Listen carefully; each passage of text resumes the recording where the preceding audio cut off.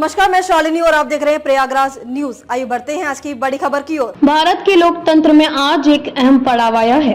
25 जून 2025 को आपातकाल लागू हुए 50 साल पूरे हो गए हैं।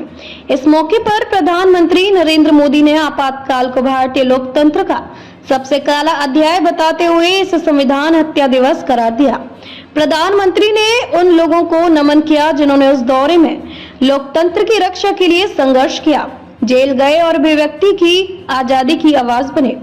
प्रधानमंत्री मोदी ने एक्स पूर्व में ट्विटर पर एक लंबा पोस्ट साझा किया जिसमें उन्होंने लिखा, आज भारत के लोकतांत्रिक इतिहास के सबसे काले अध्यायों में से एक आपातकाल लागू होने के 50 साल पूरे हो गए हैं।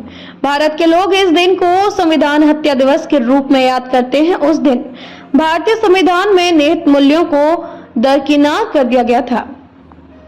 यह टिप्पणी सीधे तौर पर 1975 में तत्कालीन इंदिरा गांधी सरकार द्वारा लगाए गए आपातकाल की आलोचना करती है, जब अभिव्यक्ति की स्वतंत्रता, प्रेस की आजादी और नागरिक अधिकारों को गंभीर रूप से कुचल दिया गया था।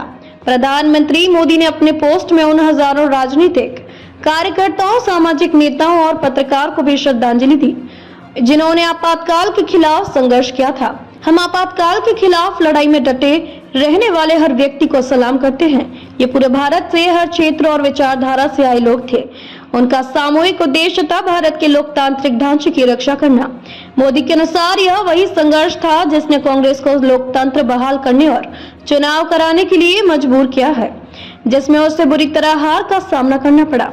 25 जून 1975 को तत्कालीन प्रधानमंत्री इंदिरा गांधी ने देश में आपातकाल इमरजेंसी लागू कर दिया था। प्रधानमंत्री का यह बयान न सिर्फ ऐतिहासिक घटनाओं को याद करता है बल्कि वर्तमान राजनीतिक में भी इसकी प्रतिध्वनि है। कांग्रेस पर सीधा निशाना साधते हुए मोदी ने यह साफ किया कि लोकतंत्र के साथ कोई समझौता नहीं होना चाहिए, चाहे कोई भी सत्ता में हो। 2024 के आम चुनावों में मिली बड़ी जीत के बाद यह बयान राजनीतिक चेतावनी भी माना जा सकता है कि लोकतंत्र की रक्षा केवल एक राजनीतिक दल का नहीं बल्कि पूरे देश का उत्तरदायित्व है।